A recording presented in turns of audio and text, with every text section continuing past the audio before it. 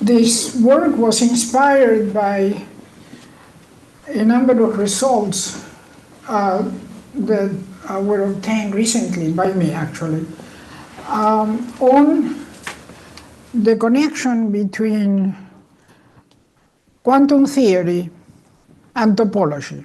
And I think I have several publications on this area now, but the bigger ones are probably today. Although I was very encouraged by the reaction to the previous publications.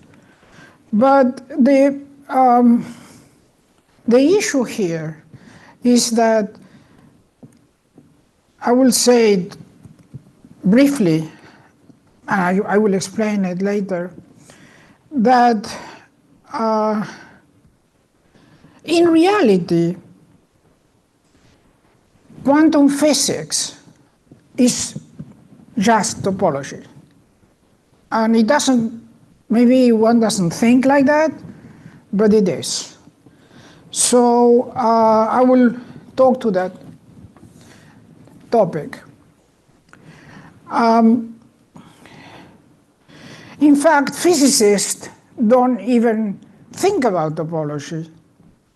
And yet, the main properties of quantum physics are topological, and the main connections of quantum physics with regular physics, or the main disconnections or differences, are topological.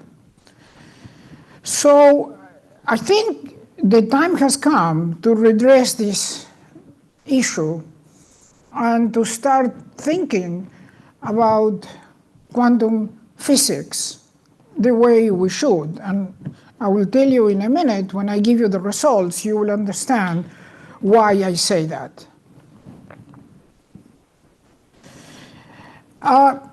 If you look at the axioms of quantum physics, just to start from basics, that were created by von Neumann, there are 6 axioms, and the number 2 is about what the observables are. What are the observables in quantum physics? Of course, what the observables are is critical to what the science is. In classical physics, the observables are typically in a Euclidean space or in a Hilbert space, not in quantum physics. In quantum physics, the observable, as were defined by the creators, which is a topic, quantum physics, that originated almost 100 years ago, and is one of the most productive branches of physics and science. As I said, in quantum physics, the key thing is that the observables are not part of a Euclidean space or a Hilbert space or any linear space. The observables are instead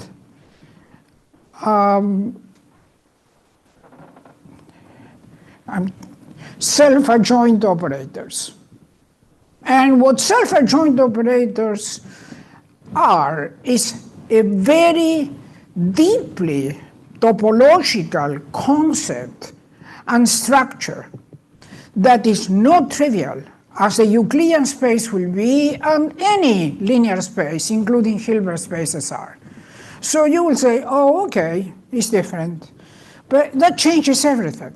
And that's what I want to mention in a couple of ways. And I have the slides, and I have the results and the publications listed, but I realize, A, we don't have a lot of time, B, people are probably tired and almost bored at this point. Therefore, I better say this shortly.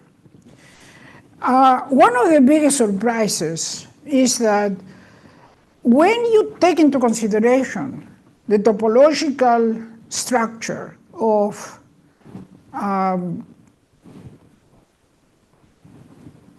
quantum physics and the observables, the definition of the observables, then you realize there are deep connections between quantum physics and economics, the social sciences. In particular, what is called usually the arrow paradox or the social choice paradox. In fact, one of my papers, I proved that the axioms of quantum physics are directly necessary and sufficient for the explanation or for the statement of the, not just, of course, quantum physics, but also social choice theory. So there is a theorem in economics that many of you will know, which is really about aggregation. And this is something that was discussed in this conference. And aggregation means what happens with the general choices of a society when you know the choices of the individuals. So you're thinking of aggregating individual into social choices. Is that strange? No. That's what we do. That's what we do in every time we vote. We take individual choices and we create an image and an understanding of what the social choices are. And then there is important theorems in the social sciences about the connection between individual preferences and social preferences, which lead to some of the biggest problems in the organization of humans. Because that simple statement that I made is not usually achieved. We can really achieve, and we don't achieve, a form of aggregating the preferences of a single individual and millions of single individuals into a social preference. That is a social choice problem. It turns out a solution of that problem is a solution to some of the paradoxes that appear in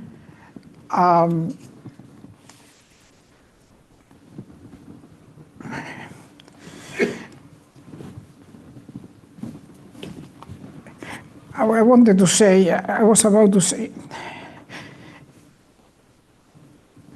some of the paradoxes of aggregation that appear in classic physics and then in quantum physics are connected so much to the problems of aggregation in social choice that I have a theorem showing that one and the other, they are in one-to-one relation.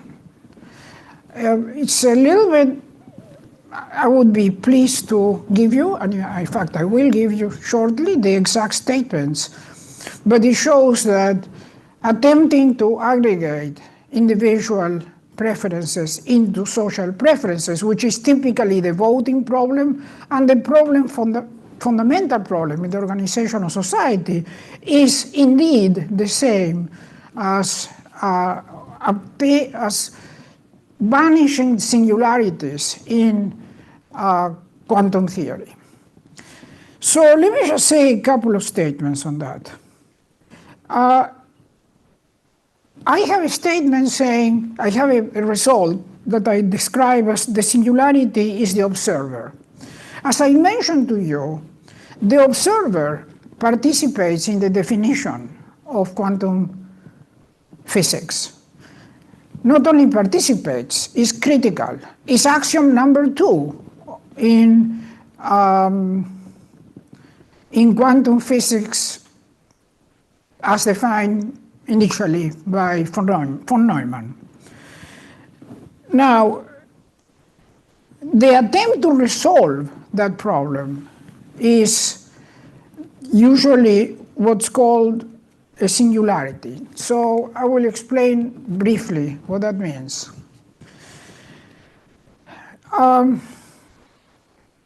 Trying to aggregate individual into social preferences means trying to find a function from a product of preference spaces into preference space, and with certain properties. And some of them basic results in economics and in sociology and sometimes in philosophy are that such aggregations typically don't exist.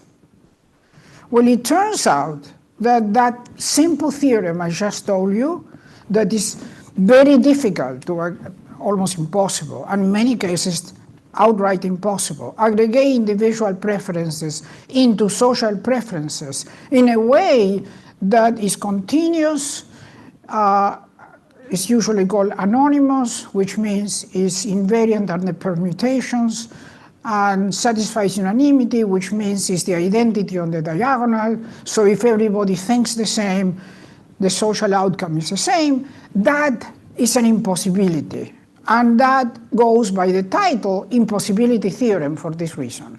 So this problem I just described has the exact equivalent in the theory of quantum physics. You cannot aggregate similarly as I just explained. So I will give you consequences of these results, but it is beyond the time and the scope of this presentation to give you the proofs.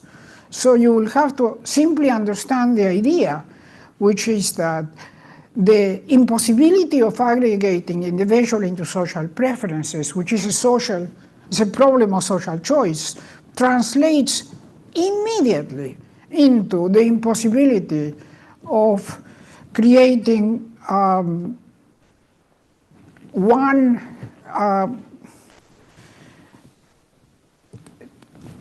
to solving an aggregation problem. And I will perhaps provide the slides because you will have the exact statement. And if you trace where the impossibility lies, it lies in the observer, which doesn't exist in classic physics. But it does exist, and is critical. It's axiom number 2 in the von Neumann definition of quantum physics. I don't know if you follow that. If you didn't follow that, then I had to apologize. But that is the basics from where I start. So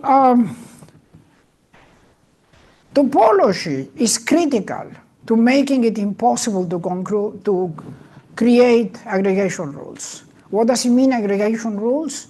It means mapping a product of spaces, a product of the space with itself, let's say x times x times x times x n times into x, in a way that is continuous, is anonymous, which means is independent of the order of the terms, and respects unanimity, which means is the identity on the diagonal. That's impossible. What I just said is impossible. So that's the impossibility theorem in the social sciences. It translates directly into the same type of impossibility theorem in quantum physics. And that's due to the axioms, and due to the fact that typically what you require to be able to solve that problem is that the topology is trivial, that there is no homotopy, essentially. And if you don't have homotopy, then you can solve that problem. But if you have homotopy, it will interfere with the finding of a solution. And of course, having homotopy, having non-zero homotopy groups is very standard, so most of the time this fails. Okay, so I will now ask that, so the first result I want you to think is that these results of aggregation, which are so striking that I just mentioned, you can't find maps with those aggregation properties. Which aggregation properties? Simple ones. Continuity, identity on the diagonal, and invariant under permutation. Well, you can only have that if the topology is trivial. That's a theorem. It's my theorem. So the same thing happens not just for the aggregation of preferences, but also for the resolution of the problems of the classic problems of I'm trying to look for the best word. Maybe if we can put the yeah. So I start by saying how successful is quantum physics, created by Born, Dirac, and von Neumann 100 years ago, but it points to a class of singularities that are well known, and there is a class of singularities that separate classical from quantum physics and explain many quantum theorem puzzles. The point is that these singularities point towards topological objects that provide new experimental insights, and the key is the topology of spaces of quantum events. And the spaces of quantum events, as I mentioned, the events are the simplest way to describe it.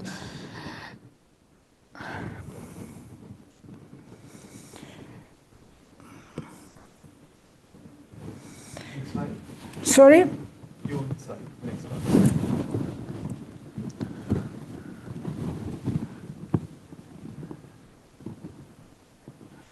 Yeah. So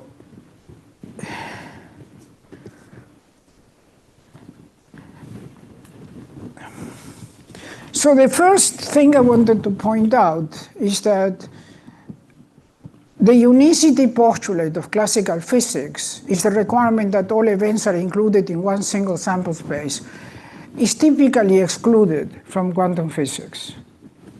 Doesn't work. It's also possible to explain the significance of the unicity postulate in the concept of classical and quantum physics. The unicity postulate implies that in classical physics there is a single universe, while in quantum physics there could be many universes. It is not stated as part of the axioms whether there is one universe or many. And the fact that you can have this ambiguity situation is actually quite important in quantum physics. Furthermore, classical physics is focusing on the universe, but quantum theory, quantum physics, focuses on events that are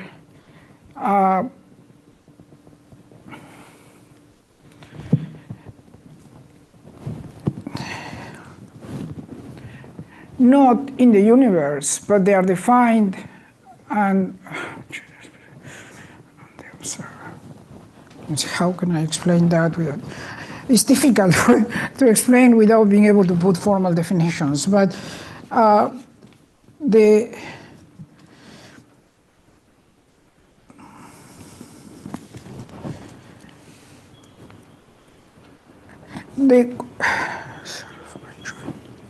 yes. So only 10 minutes left. I have only 10 minutes left, so it's almost hopeless. But we have to.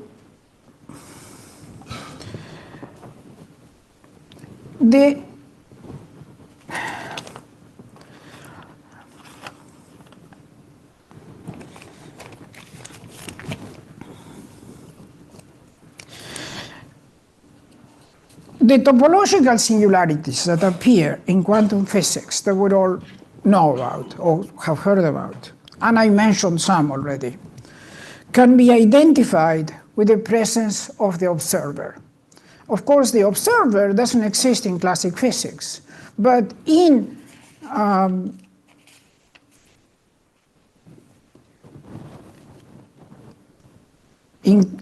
quantum physics, the observer plays an extremely important role. The axiom number 2 von Neumann explains that the observers of a quantum system can be represented by self-adjoint operators on a Hilbert space. And this statement is key because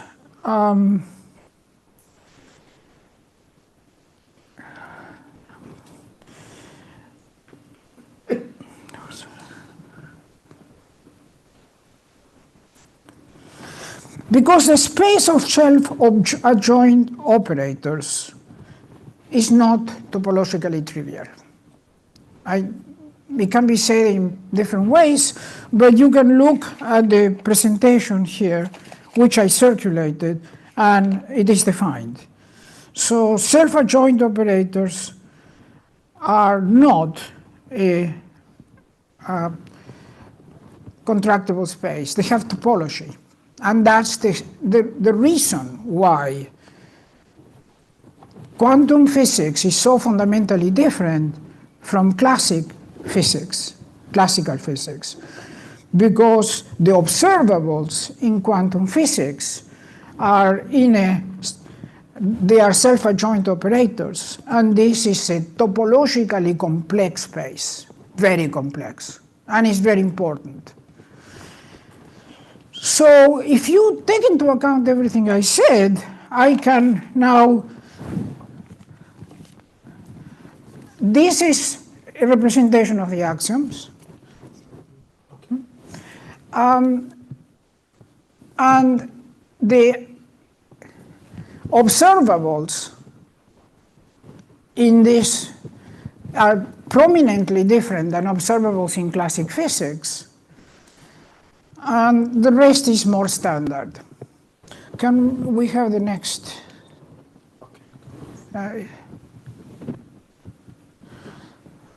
Is this the next slide?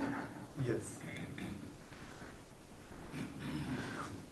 So the question is where all the paradoxes come from in quantum physics. And they come from the complexity of the topology in a bottom line. And that's what I proved. It's a topological issue. It's really just a topological issue. If you look at the space of classical physics, the observables are elements on a linear space, either a finite dimensional space like a Euclidean space or a Hilbert space, but those are topologically trivial.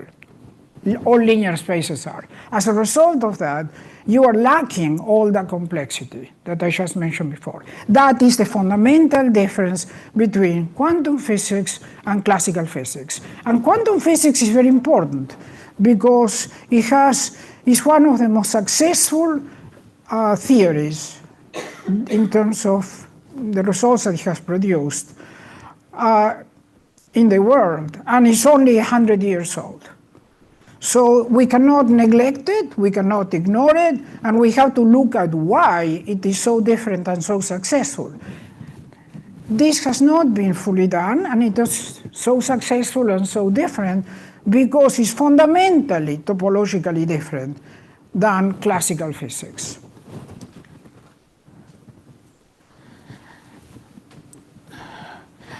Quantum theory or quantum physics can actually occur with finite as well with infinite dimensions. And the coefficients can be complex or can be real. Typically, they are complex.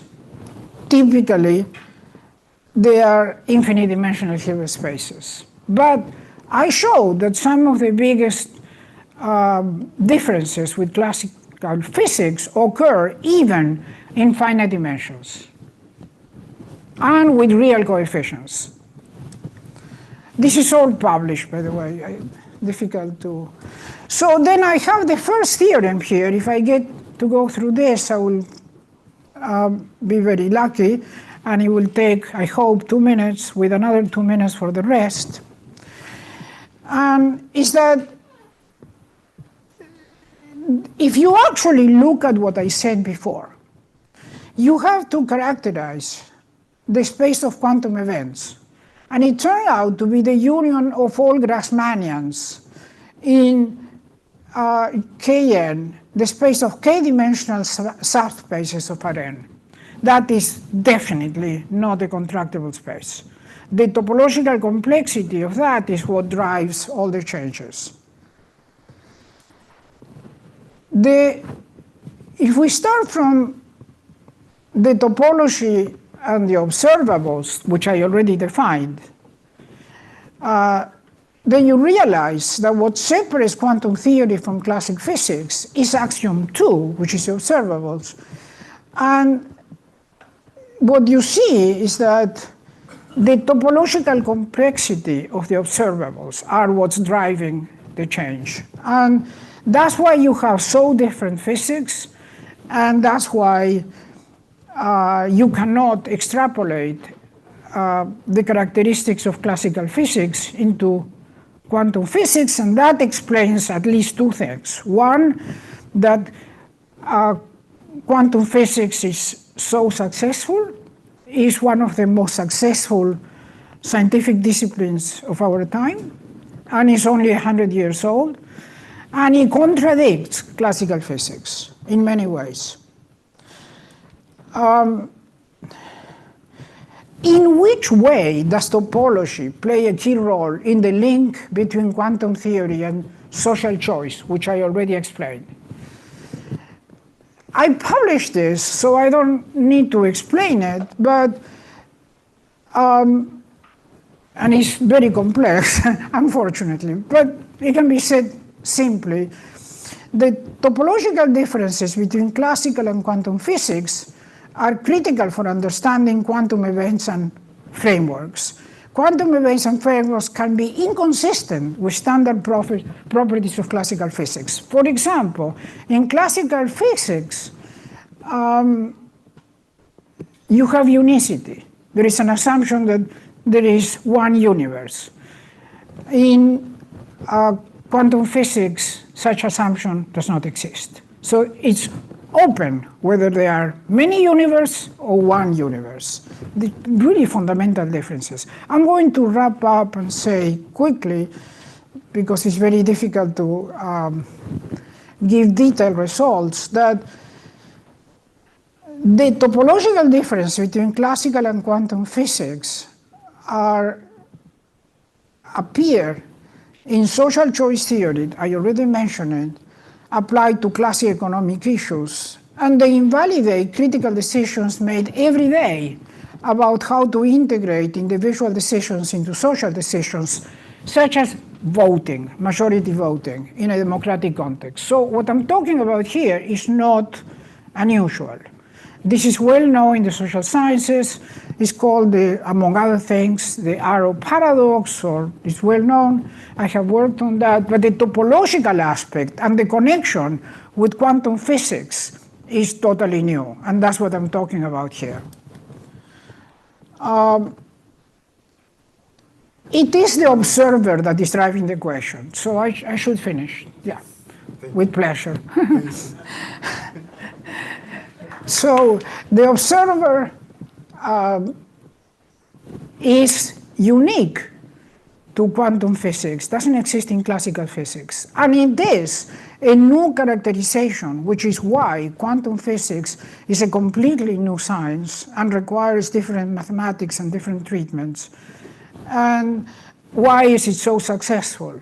And then from there you derive that the non-existence of the functions, of the aggregation functions I defined before, I don't know, and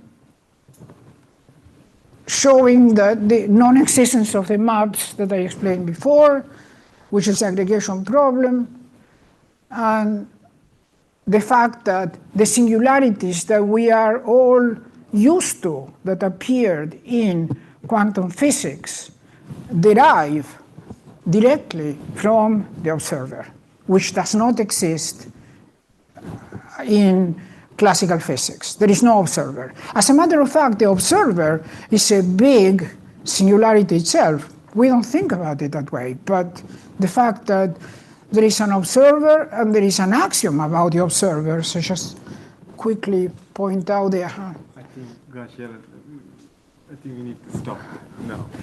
I'm going to stop now. So what I just described is a fundamental difference, and it has a lot of topological implications, very powerful. I can except I did circulate one of the papers, and you, in particular, what I'm trying to say in this presentation, and you will receive it? Yes, I will send to everybody your slides and the papers. And the paper? Yes. Okay. Yes. Yes. Okay, this paper is not published, but there is a few others that are published. Yes. Yes. Thank you so much, Thank you. Graciela. Thank you. Thank you.